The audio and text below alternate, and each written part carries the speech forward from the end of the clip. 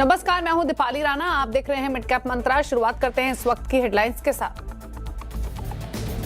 IT शेयरों के दम पर बाजार में अच्छी रिकवरी। निफ्टी निचले स्तरों से 150 पॉइंट से ज्यादा सुधरकर 25,700 के पार निकला। इन्फोसिस, आईटीसी, एसबीआई और एल&टी ने भरा जोश।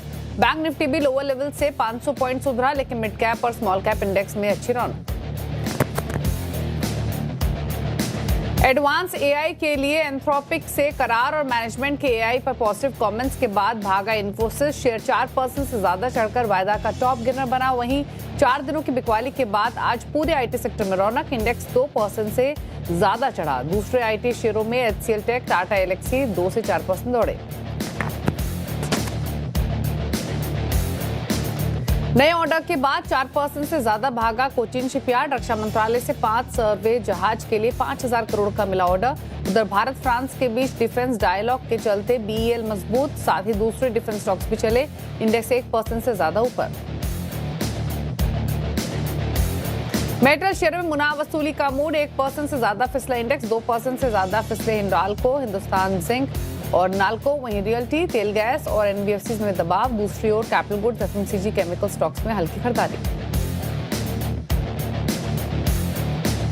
कर्नाटक में गिग वर्कर्स के वेलफेयर के लिए 1% लेवी लगने से फिसले इटर्नल और स्विगी। 2.5 से 3% की गिरावट के साथ वायदा के टॉप लूजर्स में शामिल इटर्नल और स्विगी।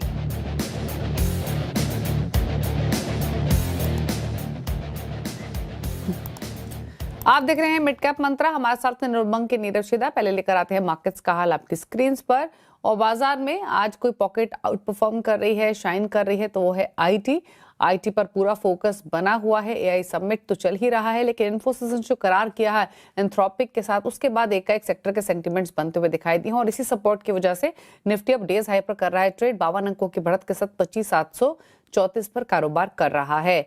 बैंक निफ्टी भी देखेंगे। कल एक out performance consistently bank Nifty में हमने देखी थी। सुबह से ही दिन के दौरान से ही काफी बैंक इंटरेस्ट बैंक निफ्टी में देखने को मिल रहे थे। और आज के कारोबार में भी वही रुझान कंटिन्यू होता हुआ दिखाई दे रहा है। दिन के ऊपरी स्तरों पर निफ्टी बैंक लगभग 200 अंकों की बढ़त के साथ कारोबार करते हुए।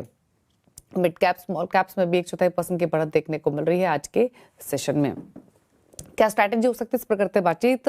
नीरव, क्या व्यू रहेगा निफ्टी बैंक निफ्टी पर? गुड आफ्टरनून दीपाली जी। देखिए, निफ्टी बैंक निफ्टी की बात करें तो bank Nifty again out perform कर रही है निफ्टी को।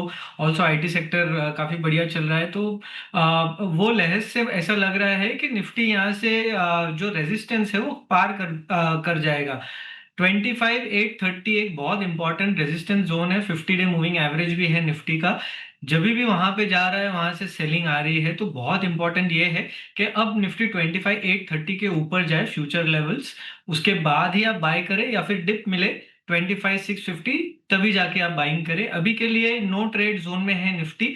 थोड़ा सा नीचे आता है 25,650 के पास में, तभी बाय करें विद स्टॉप लॉस ऑफ 25,550 और अगेन 25,830 एक रेजिस्टेंस जोन है, वहां तक निफ्टी आ सकता है। बैंक निफ्टी मगर यहां से भी लग रहा है कि काफी बढ़िया परफॉर्म कर सकता है। And that is why believe कि यहाँ से अगर आपको अभी कुछ बाय करना है तो बैंक निफ्टी आप जरूर बाय कर सकते हैं। फ्यूचर्स इसका बाय करें। नीचे में स्टॉप लॉस रहेगा 60,800 का।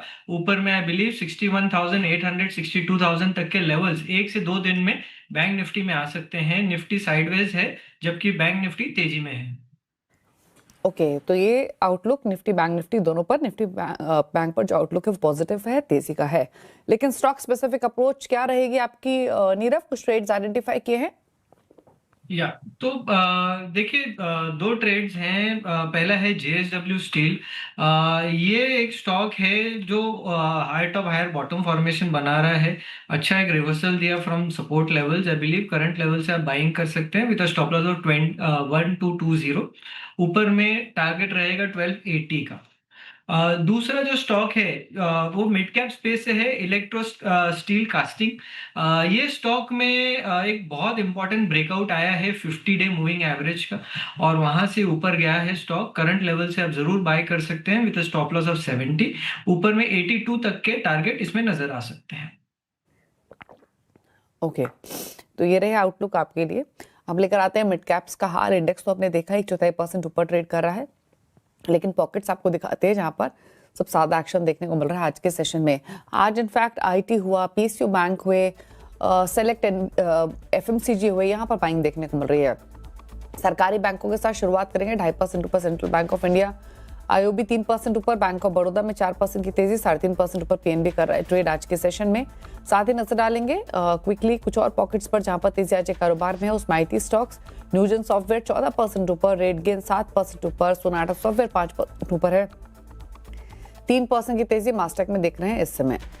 इसके अलावा जहां पर बाइंग है उसमें सेलेक्ट हेल्थ केयर स्टॉक्स भी है, mid cap small cap space से पेनिशिया बायो 4.5% ऊपर, 3.5% ऊपर न्यूलैंड लैब्स, सुमन लाइफ साइंसेस 2% ऊपर, 2.5% ऊपर मॉर्गन लैब्स कर रहा है कारोबार। आज परफॉर्म नहीं कर रहा है तो वो है मेटल्स, यहाँ पर थोड़ी मुनावसूली है। हिंदुस्तान कॉपर 4% नीचे, 2.5% नीचे हिंदुस्तान जिंक, नाल्को 2% नीचे, सीएल में भी 2% की गिरावट देखने को मिल रही है आज के सत्र में।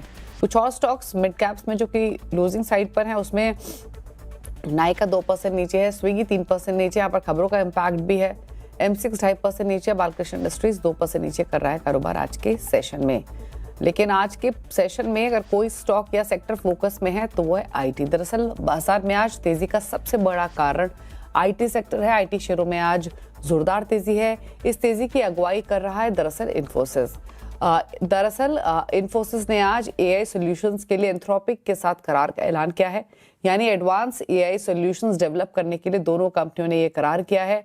कंपनी के बोर्ड चेयरमैन नंदन नीलेकनी ने कहा है कि एआई में पहले से कहीं ज्यादा बड़े मौके मौजूद हैं।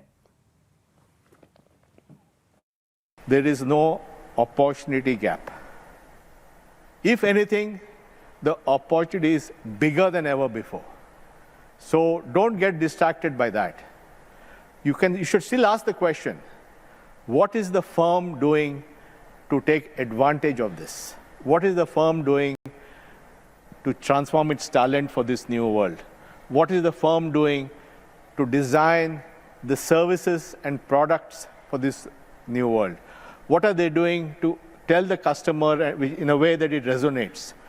What are they doing to make sure that the front-end conversations with clients are done properly?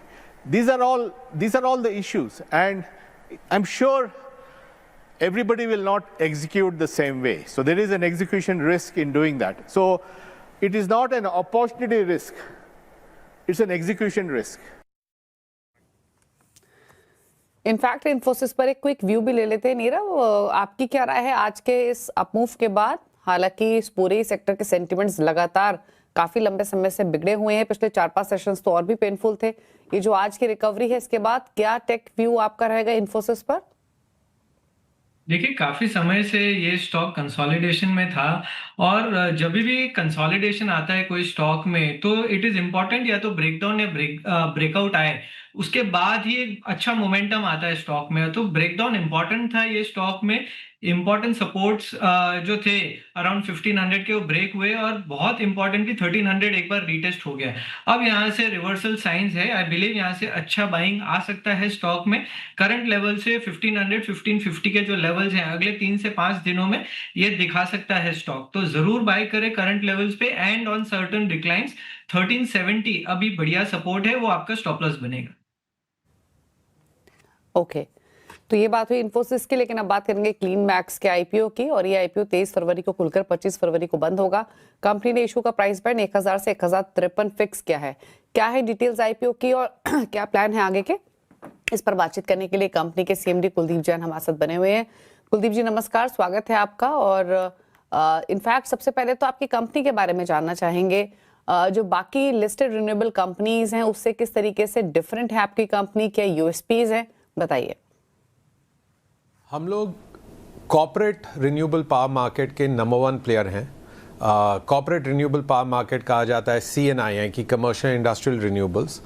बाकी जो सारे listed renewable energy power generation companies हैं जैसे कि NTPC green, Adani green, Tata power renewables वगैरह, ये ज़्यादातर सरकारी काम यानी कि विद्युत निगम के लिए, पावर डिस्ट्रीब्यूशन कंपनीज के लिए काम करते हैं। सो दे सेल टू, वो पावर डिस्ट्रीब्यूशन कंपनीज को बेचते हैं और power distribution company corporate customer को बेचती है। कॉर्पोरेट कस्टमर्स लगभग देश का आधा बिजली खरीदते हैं, तो 3 लाख करोड़ से भी ज़्यादा मार्केट है ये। लेकिन कॉर्पोरेट कस्टमर्स पैसा बचा सकते हैं अगर डायरेक्टली हम जैसे रिन्यूएबल एनर्जी प्लेयर से खरीदें तो लगभग उनका 30% से ज़्यादा कॉस्ट सेविंग्स होता है एंड कार्बन फुटप्रिंट कम होता है क्योंकि ग्रीन पावर खरीद रहे हैं। तो हम कॉर्पोरेट पावर मार्केट के नंबर 1 प्लेयर हैं, 12% ऑल इंडिया मार्केट शेयर है एंड इस सेगमेंट में हम पहली कंपनी है जो लिस्ट होने जा रहे हैं, तो उस हिसाब से हम सबसे अलग हैं। ओके अच्छा, इसके अलावा क्योंकि इससे अगर आईपीओ को देखें तो जो मेजर पार्ट है इशू का वो ओएफएस है, तो जानना चाहेंगे कि कौन सेल कर रहा है इस ओएफएस के थ्रू, प्लस जो भी प्रोसीज आपको मिलेंगे उसको कैसे इस्तेमाल करेंगे। सर 3,100 करोड़ रुपए का टोटल इशू साइज है, उसमें से 1,200 crore is primary which the company is raising and 1,900 crore 1,900 secondary है जो ओएफएस पोर्शन है। सेकेंडरी शेयर होल्डर्स में कंपनी की इतनी ग्रोथ हुई है तो जो प्राइवेट इक्विटी इन्वेस्टर्स आए थे 2021 में या 23 में वो पार्ट एग्जिट ले रहे हैं और जो प्राइमरी कैपिटल रेस किया जा रहा है 1,200 करोड़ रुपया, लगभग 80% उसमें से is for repayment of debt. Already हमारा डेट लेवल काफ़ी रिन्यूएबल एनर्जी इंडस्ट्री में कंपैरिजन में कम है, तो हमारा net debt to EBITDA ratio जो है वो लगभग 4.6 टाइम्स है। बाकी रिन्यूएबल एनर्जी इंडस्ट्री का एवरेज लगभग 5.5 गुना है, तो बाकियों से हम वैसे भी कम हैं, लेकिन थोड़ा सा प्रोसीड्स में से डेट रीपेमेंट इमीडिएटली हो रहा है एंड ओवर टाइम तो कंटिन्यूड ग्रोथ बहुत है। ओके अच्छा, एक चीज और जैन साहब, क्योंकि आप इंडस्ट्रियल कमर्शियल फोकस्ड कंपनी है तो आप अपने पीपीएस के बारे में अगर कुछ जानकारी दे सके। जी, तो बिजनेस बहुत सिंपल है। पहले आप कॉर्पोरेट कस्टमर को जाके उनकी फैक्ट्री या डेटा सेंटर के लिए बिजली बेचिए। This is called a power purchase agreement. On average 23 साल 22.71 ईयर्स का प्रिसाइजली पावर परचेज एग्रीमेंट होता है ऑन एवरेज। हमारे 1500 से ज़्यादा ऐसे पावर परचेज एग्रीमेंट्स हैं कस्टमर्स के साथ। भारतवर्ष में लगभग 10 स्टेट्स में ऐसे एग्रीमेंट्स होंगे हमारे एंड लंबा ड्यूरेशन का कॉन्ट्रैक्ट होता है। But the good news is business is quite profitable. तो एक्विटी पेबैक यदि देखें, एक्विटी पेबैक यानी कि अगर हमने कोई प्रोजेक्ट में एक्विटी डाला अपना तो कितने समय में वो रुपया अपने पास वापस आ गया। ओके चलिए, शुक्रिया आपका कुलदीप जी, आप आए शो में और आगे के प्लान्स पर आपने चर्चा की। थैंक यू सो मच और गुड लक आपको इस आईपीओ के लिए और आपके आगे के प्लान्स के लिए। रुकने इसी के साथ एक ब्रेक के लिए, लौटेंगे तो कुछ खबरें और आपके लिए लेकर आएंगे। चल वापस आते हैं। आप देख रहे हैं मिड कैप मंत्रा और रुक करेंगे एक इंपॉर्टेंट खबर की तरफ, क्योंकि अगर आप कार खरीदने की सोच रहे हैं तो आपकी कार जल्द महंगी होने वाली है। मेटल्स के दाम बढ़ने के चलते कई बड़ी कंपनियां जल्द कार के दाम बढ़ाने का ऐलान कर सकती हैं। क्या है डिटेल समझते हैं रोहन सिंह से। रोहन बताइए।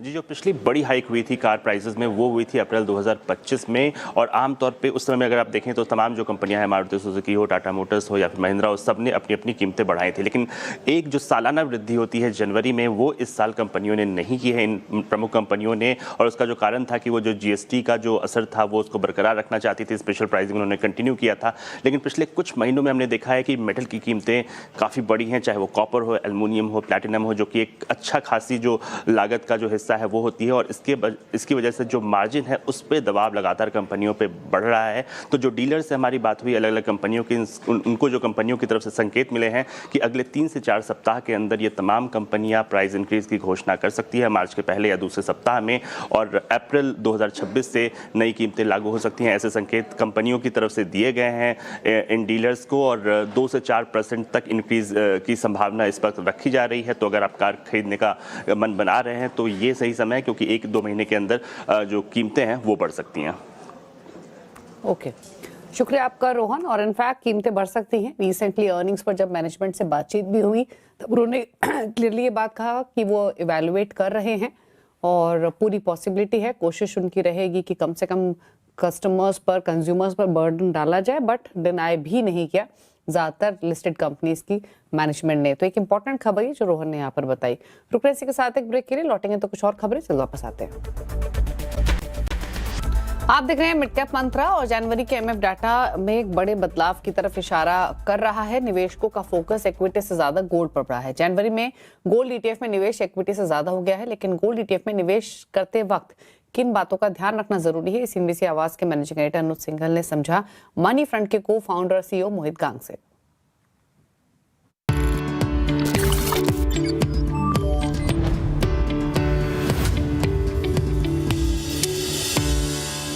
क्या फैक्टर्स का ध्यान दें जब आप गोल्ड ETF में पैसा लगा रहे हो तो? जी अनुज, आई थिंक ये बहुत ही बेहतरीन सवाल है, बिकॉज बहुत सारे निवेशक अक्सर ये नहीं समझ पाते कि गोल्ड में निवेश करना कैसे है और किस जरिए से करना है। तो देखिए, फिजिकल गोल्ड तो है अपनी जगह पर, SGB अब बंद हो चुका है, उसके नए इश्यूएंसेस आ नहीं रहे हैं, और सेकेंडरी मार्केट से अगर आप खरीदेंगे तो वो टैक्स एफिशिएंट नहीं रह गया इस बजट के बाद।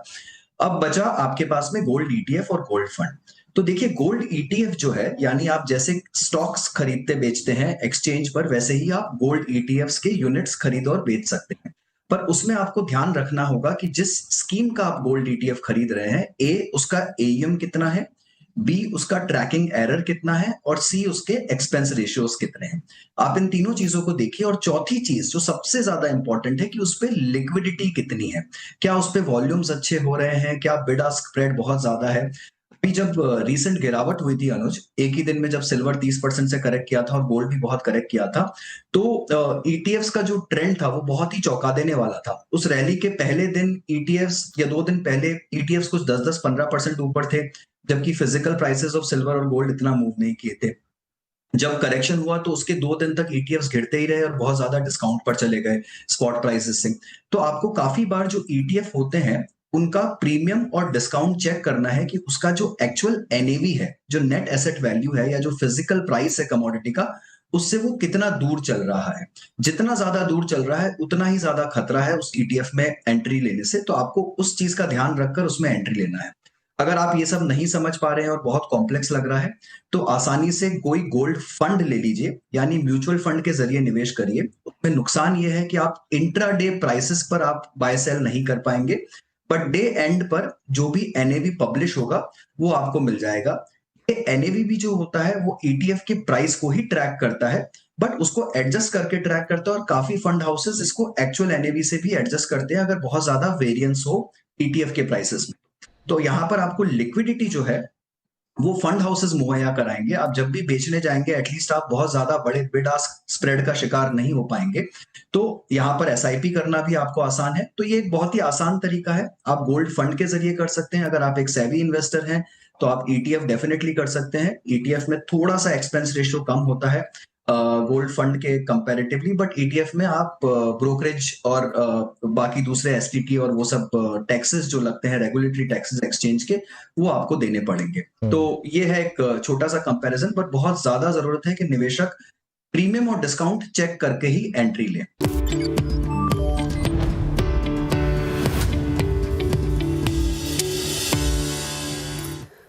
रुक रहे इसी के साथ एक ब्रेक के लिए। जाते जाते आप देख सकते हैं खिलाड़ी नंबर 1 का अपडेट आपकी स्क्रीन पर। ब्रेक के उस पार साथ ही आप देखें नो योर कंपनी। नमस्कार।